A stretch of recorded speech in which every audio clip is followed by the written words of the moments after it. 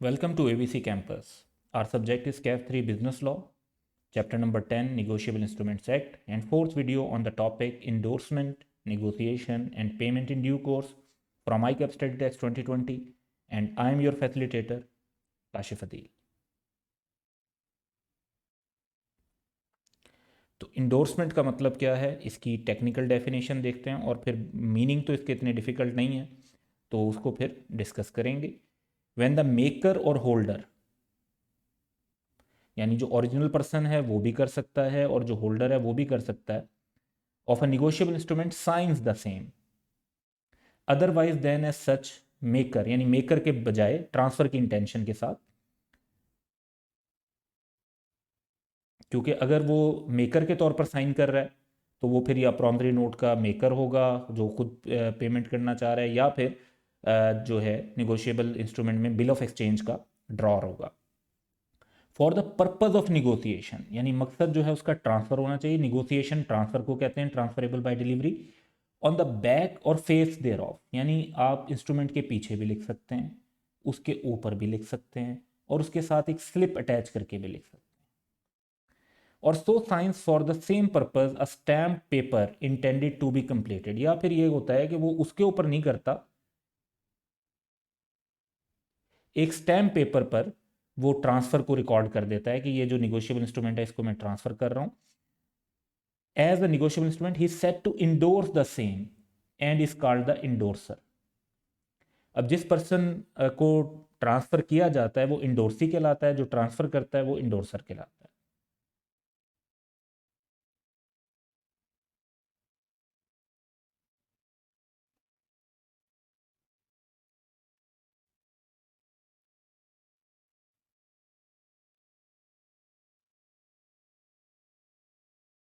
So transferor is endorser and transferee is endorsee. The term endorsement may be defined as signing one name on the negotiable instrument for the purpose of transferring. तो meaning तो simple सा यही है, जो definition है वो काफ़ी details को कवर कर रही है कि साइन एज मेकर नहीं होने चाहिए, मकसद निगोसिएशन का होना चाहिए, साइन बैक पर हो सकते हैं इंस्ट्रूमेंट के, फेस पे यानी सामने पेज पर ही हो सकते हैं, उसके साथ एक स्लिप अटैच कर कर हो सकते हैं, एक स्टैम्प पेपर एग्जीक्यूट करके साइन कर कर उसकी बेस पर हो सकते हैं.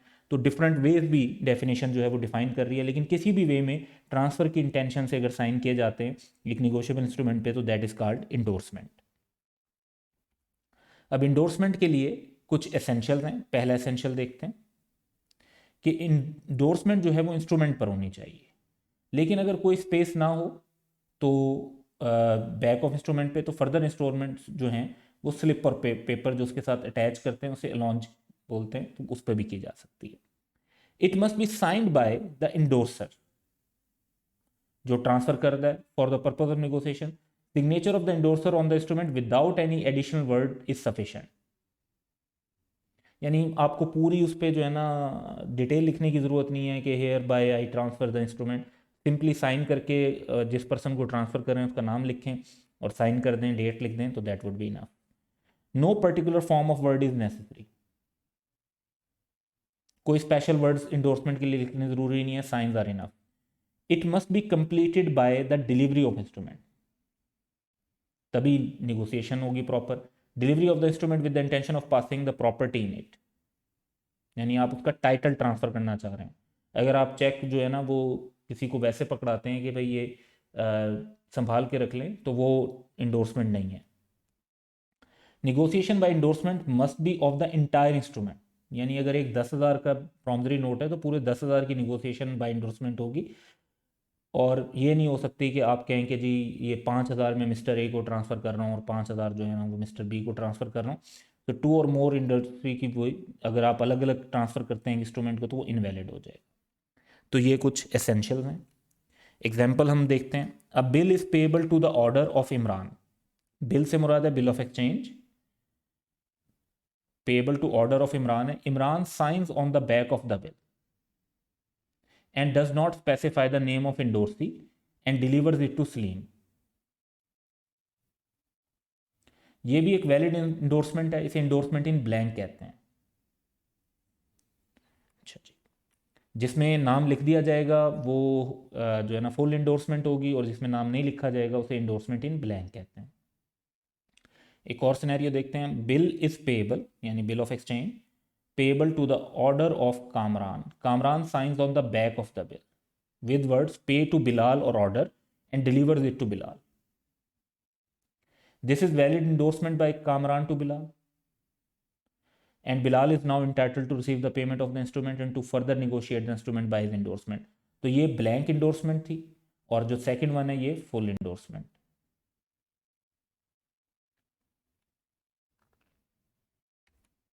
Negotiation. When a promissory note, bill of exchange or check is transferred to any person so as to constitute that person the holder of it, the instrument is said to be negotiated. So endorsement के अंदर अगर delivery भी incorporate कर लें तो फिर negotiation बन जाती है, और निगोसिएशन बाज़ विदाउट इंडोर्समेंट भी हो सकती है, क्योंकि बेयरर इंस्ट्रूमेंट होता है तो निगोसिएशन मींस डिलीवरी, और जहाँ पर ऑर्डर इंस्ट्रूमेंट होता है तो negotiation means endorsement plus delivery.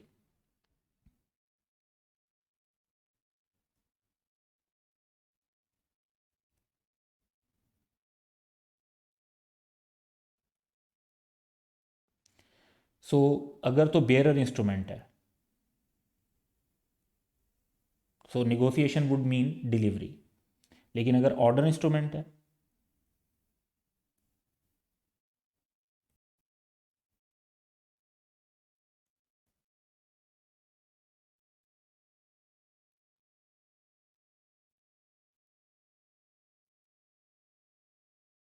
तो negotiation means endorsement plus delivery.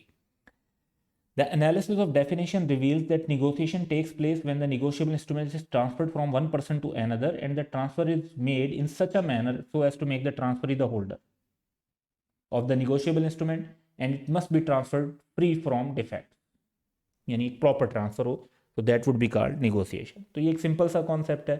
Endorsement का मेन कॉन्सेप्ट क्लियर हो जाए तो negotiation is not a problem at all.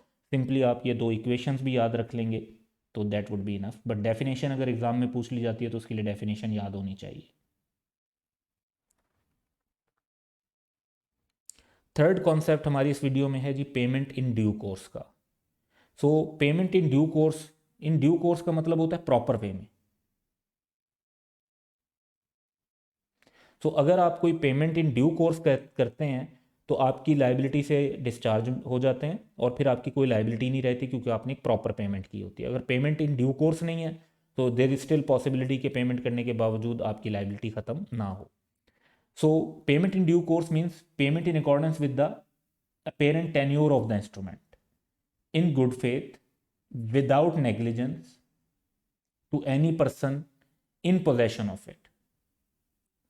Apparent tenure का क्या मतलब होता है कि जो इंस्ट्रूमेंट में टाइम लिखा हुआ है उस टाइम के मुताबिक। Apparent tenure means the period of time as express in the instrument after which it is payable. तो हम थोड़ा सा पेमेंट इन ड्यू कोर्स के एसेंशियल्स को ज़रा बाद में देखेंगे कि इसमें कंडीशंस और क्या क्या होती हैं। थोड़ी सी इसकी एग्जांपल से इसको कवर करते हैं। If a banker makes payment of a post dated cheque before the date mention on the cheque, यानी चेक पे डेट लिखी हुई थी जी 15 मार्च की, उसने पेमेंट कर दी 10 मार्च को, पहले कर दी ड्यू डेट से। He acts against the parent tenure. देखिए उसने पहले ही पेमेंट कर दी, जो डेट 15 को पेमेंट करनी चाहिए थी उससे पहले पेमेंट कर दी, तो वो पेमेंट है, लेकिन payment in due course consider नहीं होगी। इसी तरह एक और देखते हैं, bill of exchange if paid without enquiry as to the payee और cheque with forged signature of the drawer will amount to negligence on part of the payer। तो विदाउट नेग्लिजेंस होना चाहिए पेमेंट इन ड्यू कोर्स के लिए, and the payment will not be treated as payment in due course, तो payment in due course नहीं समझा जाएगा।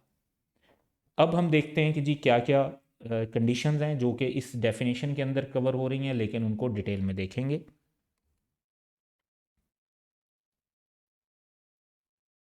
तो पहला पॉइंट है कि पेमेंट जो है वो अपेरेंट टेन्योर में होनी चाहिए। The payment must be in accordance with the parent tenure of the instrument at और आफ्टर मेच्योरिटी होनी चाहिए। बिफोर मेच्योरिटी होगी तो वो पेमेंट इन ड्यू कोर्स नहीं होगी। In good faith and without negligence होनी चाहिए। सो ये बिलीफ होना चाहिए कि जो पर्सन पेमेंट डिमांड कर रहा है वो लीगली इंटाइटल्ड भी है कि उसको ये पेमेंट मिले। अगर आपको कोई डाउट है, सस्पिशन है, तो फिर उसको चेक करना चाहिए। तो नेग्लिजेंस नहीं होनी चाहिए इसके अंदर, कि आपको सस्पिशन था, एक बकायदा सस्पिशन था कि जी ये पर्सन जो है वो इंटाइटल्ड नहीं होगा, आपने फिर भी चेक नहीं की और पेमेंट कर दी, तो फिर आपने प्रॉपर पेमेंट नहीं की। पेमेंट टू प्रॉपर पर्सन, तो पेमेंट ऐसे पर्सन को करनी चाहिए जो in possession of the instrument हो और कोई सस्पिशन ना हो उसके टाइटल पे कि वो ऑनर हो सकता है। अगर डाउट है कि ये पर्सन ऑनर हो सकता है तो फिर उसको इंक्वायरी होनी चाहिए। Number 4, payment in money only only होगी, अनलेस के होल्डर जो है वो किसी और वे में पेमेंट एक्सेप्ट कर लेता है, लाइक वो कहता है कि जिसके अगेंस्ट एक और चेक दे दें या कोई बैंक ड्राफ्ट दे दें, तो वो एक अलग बात है, वरना पेमेंट जो है वो मनी में की जाएगी, तो फिर वो जो है पेमेंट इन ड्यू कोर्स समझी जाएगी। तो चारों क्राइटेरिया मीट होने चाहिए: parent tenor, good faith and without negligence, payment to proper person and in money only. So अब कुछ पास्ट एग्जाम्स हम डिस्कस करेंगे, जिसमें एक जो बड़ा इंटरेस्टिंग पास्ट एग्जाम है और पेमेंट इन ड्यू कोर्स के कॉन्सेप्ट को डिस्कस करता है, तो उसको हम सबसे पहले कवर करते हैं। Sultan drew a bill of exchange on Amjad and made it payable to Bukhari or order. अच्छा, अब अगर बिल ऑफ एक्सचेंज के एंगल से इसको देखा जाए तो सुल्तान जो है वो एक ड्रार है और अमजद जो है वो एक ड्राई है, और जब वो बिल को एक्सेप्ट कर लेगा तो एक्सेप्टर कहलाए। बुखारी वो पर्सन है जिसको पेमेंट मिलनी है, तो इसको हम कहेंगे पेई। On maturity another person of the same name, अच्छा पेमेंट जो है वो ऑन मेच्योरिटी हुई, of the same name wrongfully acquired possession, किसी और शख्स का नाम भी बुखारी था, उसने वो जो है ना चोरी कर लिया या किसी तरीके से छीन लिया ओरिजिनल पर्सन से, wrongfully acquired possession of the bill and presented it to Amjad for payment. Amjad, after making due inquiries and being satisfied that the presenter is Bukhari, अब नाम सेम था, made payment on the bill. अब for 2 marks हमने बताना क्या है कि क्या अमजद अपनी लाइबिलिटी से डिस्चार्ज हो गया, तो आंसर है yes, Amjad is discharge from his liability on the bill. क्यों? क्योंकि अमजद ने अगर पेमेंट इन ड्यू कोर्स की है तो वो लाइबिलिटी से डिस्चार्ज हो गया। अमजद ने देखें जो पेमेंट की है वो ऑन मेच्योरिटी की है according to the parent tenure, उस शख्स को की है जो पोजेशन ऑफ द बिल में था, गुड फेथ में की है, नेग्लिजेंस नहीं की, बकायदा इंक्वायरी की है, तो इसका मतलब है कि उसकी पेमेंट इन ड्यू कोर्स है, और पेमेंट इन ड्यू कोर्स है तो एक्सेप्टर इज डिस्चार्ज। तो बड़ा एक अच्छा सिनेरियो था ये फॉर 2 मार्क्स, जिसमें payment in due course properly तमाम एलिमेंट जो है वो कंप्लीट हो रहे हैं। A cheque is drawn payable to B or order, it is stolen and B's endorsement is forged, the banker pays the cheque in due course. अच्छा, due course का मतलब है प्रॉपर, तो बैंक ने पेमेंट कर दी थी चेक पे और बी की इंडोर्समेंट फोर्ज थी। क्वेश्चन क्या है? Is the banker discharge from liability, ये पहला क्वेश्चन है। Would it make any difference if the ड्रार signature were forged, ये दूसरा क्वेश्चन। अच्छा, अगर तो पेमेंट इन ड्यू कोर्स हुई है तो इंडोर्समेंट फोर्स थी, ये तो अब एक बैंकर चेक नहीं कर सकता। अब यहाँ पर बात ये है कि फॉर एग्जांपल ए ने बी को चेक दिया, बी से सी में यहाँ पे फॉल्ट था, तो बैंक के पास ए के सिग्नेचर का रिकॉर्ड तो है, बी के सिग्नेचर का रिकॉर्ड तो नहीं है, सी के सिग्नेचर का रिकॉर्ड तो नहीं है। तो where a cheque payable to order purports to be endorsed by or on behalf of the payee, the drawee is discharged, drawee कौन है यहाँ पे? Bank. Discharged by payment in due course, यानी अगर उन्होंने देखा कोई सस्पेशन नहीं है और उन्होंने पेमेंट कर दी तो that's fine. Therefore, the banker is discharged from liability as the banker is not expected to know the signature of payees who are not the clients of bank. तो पहले तो क्वेश्चन का आंसर ये हो गया। अब दूसरा ये है कि क्या ड्रार के सिग्नेचर फोर्स्ड होते, जैसे ए के, तो क्या बैंक लायबल होता? हाँ, देखें ए तो बैंक का क्लाइंट है, तो फिर बैंक के पास तो उसका रिकॉर्ड होना चाहिए था, और उसके साइन अगर मैच नहीं करते तो बैंक को पेमेंट नहीं करनी चाहिए थी। ऑन द अदर हैंड, अब banker paying a cheque on which drawer signature, drawer कौन है? वो बैंक का कस्टमर है, is forced is responsible and should bear the loss. अब बैंक को लॉस बेयर करना चाहिए, उसको दोबारा उस चेक के ऊपर जो है उसको पेमेंट नहीं करनी चाहिए थी, वो payment in due course consider नहीं होगी। तो फर्स्ट सिनेरियो में पेमेंट इन ड्यू कोर्स की वजह से बैंक की लाइबिलिटी डिस्चार्ज हो जाएगी। सेकंड में क्योंकि पेमेंट इन ड्यू कोर्स नहीं है तो बैंक की लाइबिलिटी डिस्चार्ज नहीं होगी। Under the provision of negotiable instrument act define holder in due course, तो सिंपली जो लॉ में डेफिनेशन है वो दे सकते हैं आप। Holder in due course means any person who for consideration becomes the possessor, यानी होल्डर होता है, of a promissory note, bill of exchange or cheque, if payable to bearer or the payee or endorsee thereof if payable to order before it becomes overdue, यानी maturity से पहले बनना चाहिए holder in due course के लिए, without notice that the title of the person from he derived his own title was defective, तो उसको defective title के बारे में कुछ ना पता हो, यानी उसने गुड फेथ में एक्वायर किया, तो ये क्राइटेरिया मीट होंगे। तो ये डेफिनेशन है सिंपली 3 मार्क्स की, स्प्रिंग 2019 में ये पूछी गई थी। ये अब 8 मार्क्स का क्वेश्चन आया था, काफ़ी पहले की अटैम्प्ट है, लेकिन जो है 8 मार्क्स में जो सिंपली बताना क्या था, टर्म्स डिफाइन करनी थी, होल्डर की definition, holder in due course की, और पेमेंट इन ड्यू कोर्स की। लेकिन क्वेश्चन ने सिर्फ डिफाइन का टर्म यूज़ नहीं किया, क्वेश्चन ने टर्म यूज़ किया what do you understand by terms. So इसका मतलब है कि हमारे आंसर में डेफिनेशन भी होनी चाहिए, और हमारी जो अंडरस्टैंडिंग है वो एक्सप्लेनेशन के थ्रू वो भी ऐड होनी चाहिए।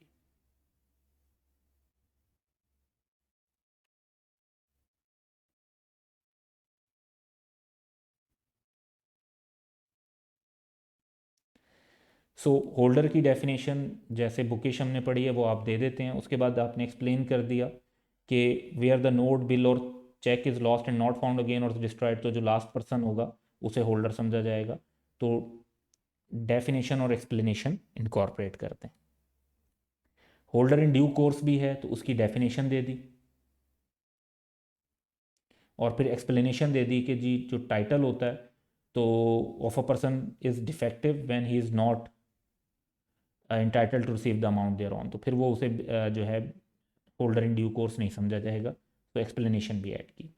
पेमेंट इन ड्यू कोर्स की भी प्रॉपर आप डेफिनेशन दे देते हैं, तो उसके अंदर उसके सारे क्राइटेरिया मीट हो जाने चाहिए, पेरेंट टेन्योर वाला क्राइटेरिया भी जो है, उसके अलावा गुड फेथ और विदाउट नेग्लिजेंस का भी, payment to proper person in possession का भी, और पेमेंट इन मनी ओनली का भी। अगर ये सारे पॉइंट्स आप कवर कर देते हैं जो 4 कंडीशंस हैं, तो आपको इस क्वेश्चन में सारे टोटल मार्क्स, जो 8 मार्क्स की 3 टर्म्स थी जिनको एक्सप्लेन करना था, वो मार्क्स मिल जाएंगे। क्वेश्चन 28 है कि जी under the provision of negotiable instrument briefly describe negotiation and endorsement. So negotiation तो ये है कि जब कोई भी बिल ऑफ नेगोशिएबल इंस्ट्रूमेंट में promissory note, bill of exchange या चेक ट्रांसफ़र किया जाता है वन पर्सन टू अनदर, ताकि दूसरा उसका होल्डर बन जाए, तो वो नेगोशिएशन कहलाती है। जबकि इंडोर्समेंट जो है वो प्रोसेस है नेगोशिएशन का, जिसके अंदर इंस्ट्रूमेंट को साइन किया जाता है मेकर के अलावा के तौर पे, बैक पे, फेस पे, स्लिप ऑफ पेपर पे, स्टाम्प पेपर के थ्रू, और फिर डिलीवरी बाद में कंप्लीट होनी होती है, तो उसको इंडोर्समेंट कहते हैं, और जो पर्सन ट्रांसफ़र कर रहा होता है उसको इंडोर्सर कहते हैं। तो डेफिनेशन भी इन दे देनी थी, तो वो that would have been in 4 marks थे, तो एक्सपेक्टेडली 2+2 मार्क्स जो हैं वो इस तरह से बनेंगे। तो बड़े सिंपल से क्वेश्चंस थे अभी तक के इस प्रोसेस में, बट इस चैप्टर में आगे कुछ जो फर्दर पॉइंट्स यूज़ होंगे, हमारी जो नेक्स्ट वीडियोज़ होंगी वो टिपिकली टाइप ऑफ इंस्ट्रूमेंट्स को कवर करेंगी, category wise promissory note, bill of exchange or check को, और फिर चेक की फर्दर डिटेल्स को। तो ये जो टर्म्स अभी तक हमने पढ़ी हैं ये वहाँ पर हमारे काम आएंगी अंडरस्टैंडिंग के लिए। So that's all for today, have a good day.